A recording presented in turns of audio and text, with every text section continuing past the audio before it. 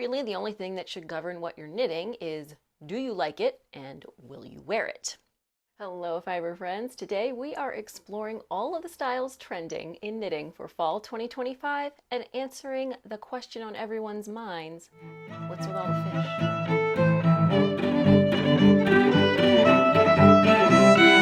Hello, fiber friends, and welcome back to the channel. I am your host, Kristen, and today I'm going to be talking to you about everything that is trending in the knitting world for fall 2025. So regardless of what kind of weather you may be having, we are around 80 degrees today. According to the calendar, fall is on its way to the Northern Hemisphere. This is the big knitting season, of course. Everyone's ready to get cozy and stay home and knit and wear their sweaters. So we get a lot of new patterns this time of year, and we start to see different things that might be trending. This video is just for fun, of course. Really, the only thing that should govern what you're knitting is, do you like it and will you wear it? But there may be other reasons you're interested in what the trends are for the fall. If you're not interested, this is not the video for you. But if you are, because you're just curious, or you do like to be on trend, or you want to know what kind of knit-alongs and make-alongs might be happening and what those might entail, let's just dive in and see what's what. So overall, I would say for fall 2025, we're not seeing a major shift away from sort of the general style that is popular, especially in terms of garments, which is simple, mostly stockinette sweaters with nice finishing details. That doesn't mean, of course, that there's nothing else out there. There are thousands and thousands of patterns of sweaters and accessories of all different types. So if you're not into simple stockinette sweaters, you still have plenty of options. But overall, I would say that general trend is still in place. But we do have some other stuff going on. The big question is, what's with all the fish? Fish! So if you've been paying attention to Instagram or Ravelry, you've probably noticed a lot of fishy patterns like this one and this one popping up, and you might be wondering why are knitters obsessed with fish? So I can't say for certain where this trend started, but I do know that Casey over at Young Folk Knits is hosting the Fish Girl Fall Make-Along, inspired by all things fishy. So definitely gonna say that's the #1 trend for fall: fish. The good news is, if you're not super into fish, I would count myself in that camp. Fish are fine. Fish! Even if you're not super into fish, this sort of make-along and aesthetic is also encompassing kind of fisherman core, fisherman aesthetic, coastal living, things like that. So it's not just actual fish. So, for example, if you wanted to participate in this make-along or get in on the general fishy trend, you might try something like the Salty Days sweater by Veronica Lindberg. So this is sort of reminiscent of the fisherman style sweater, the ganzis, the different texture patterns that are going on here. Definitely has sort of a coastal fisherman vibe. No actual fish necessary. Basically, any kind of chunky Aran sweater with some big cables, or fisherman's rib, of course, is probably going to fit into this aesthetic. Now, as I said, I'm not super into fish. So the patterns like Caitlin Hunter's halibut sweater, or what's the other one? King salmon sweater. Those are really not speaking to me. But one thing I will say I absolutely think is adorable. It's not really fish, but it's the sea, the ocean, are these little crab socks. Now, obviously, I am from Maryland. We're big on our crab here, and I absolutely love these socks. I really want to make a pair of these. I'm not sure I like the smiley face on the crab, though. I'm not sure about that aspect of it, but I do kind of want a pair of crabby socks. So this is a set of, it looks like 3 ocean-themed socks from Stone Knits. This is called the Fisher Folks Fancy Sock Set, and it's got lobsters, crabs, and some little fish. I really love those crabs. Adorable. And I have been wanting to do some more colorwork socks, so those might jump on my needles if I can find some appropriate colors for them. I could put a little can of Old Bay in there, or like a little crab mallet. Anyway, so not just fish, but the fisherman vibe, the sea, the coast, marine life, it's all sort of coalescing into this fishy trend for fall 2025. So sort of in line with the fishy sweaters and the fishy socks, another trend we're seeing, I think, for fall 2025 is a move away from more abstract color work to more realistic color work, particularly color work designs with animals. And not just fish and not just crabs, but lots of different animals. Oh, sheep! So, of course, I want to highlight again this adorable sheep sweater by Rosa Pomar that I showed you guys a couple of weeks ago. Still absolutely love this. We also have the Ovis sweater, again from Caitlin Hunter. A little bit different take on the sheep sweater. But we've got lots of more realistic color work, cute animals, fruits, vegetables. These little apple socks are really so cute. Another pattern, I believe, from Stone Knits, and a pattern that I think just dropped today. Maybe not today, but I just saw it on Instagram today, and it was published this month, are the Falling for Foxes socks. These are so cute.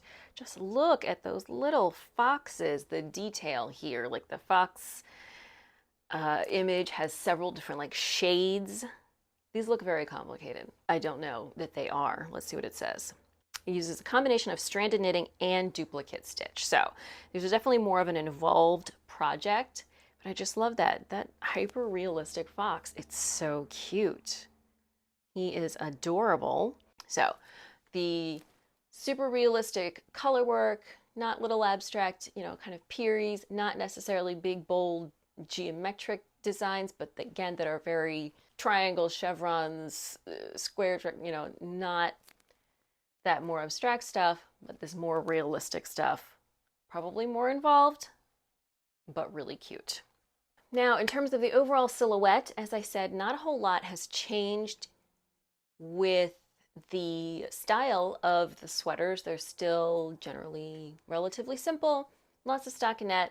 The overall fit for the last several years has been more oversized, and I think it has even been kicked up a notch for this fall. Some of these sweaters look like they're swallowing the person wearing them. Too big! Super oversized. If you didn't like the oversized sweater design trend already, I don't think you're going to like this. Really giant sweaters. So for example, we have this piece that is beautiful, but really looks like it must have 20 inches of positive ease. The recommended ease is, it says it's designed to have 8 inches of positive ease, but just looking at these photos, you can tell it has far more ease than that. The silhouette is almost more of like a cape or a poncho than a sweater, but it's still beautiful. This is the Ciro sweater by Moreka Knit. And that is just one example of this very oversized sweater trend. Now, of course, you don't have to wear your sweaters with as much ease as shown on the models, but then you also have to take into account that it's not going to look the same on you. Another very oversized sweater is the Harriet sweater. This is a pattern by Lenit, or Lane, I don't know, it's Lenit. Just this sweater is absolutely enormous on the model. The recommended ease is, come on guys, if you're gonna have giant oversized sweaters, you need to say how much ease. It doesn't specify the recommended ease, but the smallest size for this sweater is 45 3/4 inch bust. So if you have a 32-inch bust, that's 12 inches of positive ease is the least you could have if you wanted to make this sweater, because that is the extra small. So giant oversized sweaters, they do look cozy. They look like a big comfy sweatshirt. It's a lot of extra work though. So another trend I would say has been growing, and we are continuing to see it, this fall is that nobody is knitting ribbed button bands anymore. Everything is a double knit button band. And it really does look nice. It looks nice and neat. It's a very smooth finish. So I want to say the best one of these I have seen is on the Champagne sweater by Petite Knit. I have not knit this sweater, but the double knit button band on this looks very well done. And if you, for example, wanted to incorporate a double knit button band into another pattern, this might be a good place to kind of purloin that bit of finishing instructions so you could use it in other places. It looks very, very neat and tidy. But basically, if you are looking to knit a new cardigan pattern this fall, it looks like you're probably going to get a double knit button band. You can always replace it. There's nothing wrong with a double knit button band. It is extra work. It does look very nice. So you got to balance those things. Another cute pattern that just popped up in my feed that I wanted to share that has a very nice double knit button band. And again, this might be, if you're just looking for some button band instructions for a regular cardigan, the Champagne cardigan was a V-neck. This is a nice straight front placket, and that is the Pamina cardigan by Gregoria Fibers. This is just sort of a cute little grandpa sweater. It's got pockets. It also has nice finishing along the ribbing. So again, we're not binding off our ribbing anymore with Jenny, a regular bind off, or Jenny's surprisingly stretching bind off. Everything is a tubular Italian bind off. These are always optional, but they do look very nice. They also require learning new techniques and putting in a little bit of extra work. So always optional, but they really do give things just a really nice finish. Another kind of trending pattern that I've seen in a number of garments that have come out recently is a kind of Pointelle inspired fabric with these little eyelet clusters and eyelet stripes interspersed. So Pointelle fabric looks like this. And for example, what I am talking about would be here with the Marielle blouse. You can see it's sort of a similar vibe, the little eyelet, vertical stripes, and the little clusters of eyelets. It makes it look like a very delicate fabric. Let's see. This is a fingering weight held with a lace weight. So that is a fine fabric, but not like a lace weight fabric. But it looks very nice. It's a very classic kind of pattern. It's a little bit, I want to say like 1940s, 50s-ish vibes. And we have a similar style fabric here with the Vilma top. Again, this is from Gregoria Fibers. Again, the little clusters of eyelets and then the vertical eyelet stripes. Just gives sort of a refined kind of look. It seems a little bit old-fashioned to me, a little bit of a more classic stitch pattern. And it's a nice way to add some sort of interest to whatever you're working on. If it's just plain stockinette, it's pretty easy to introduce a couple of columns of eyelets or, little clusters of eyelets that you can pop into a field of stockinette.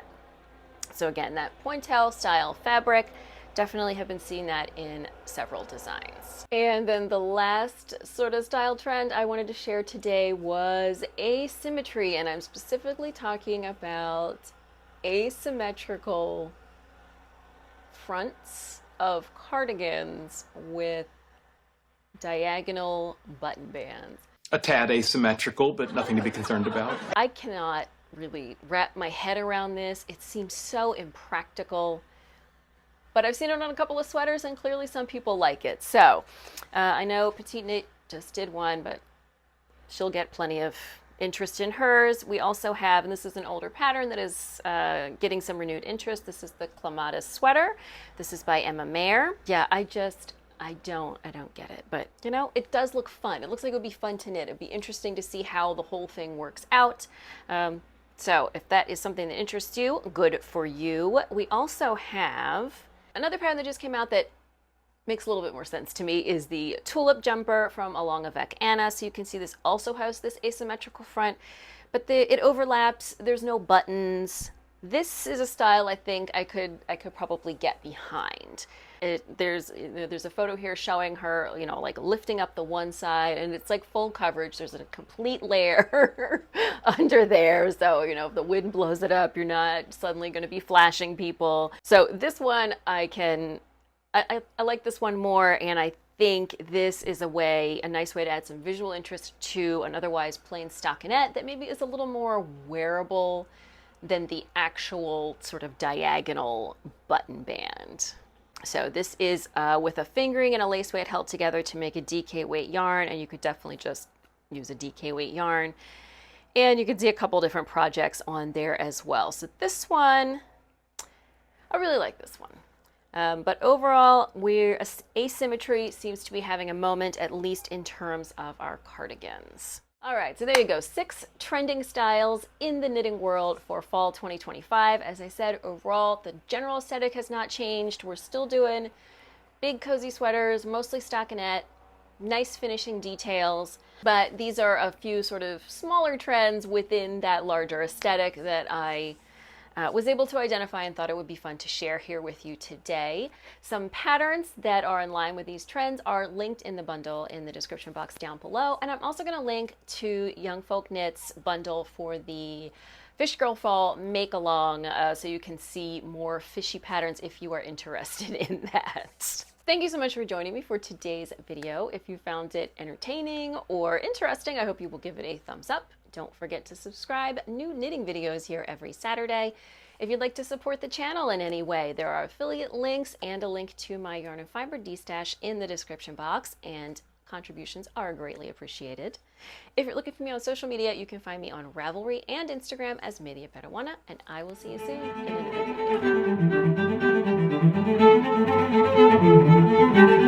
video.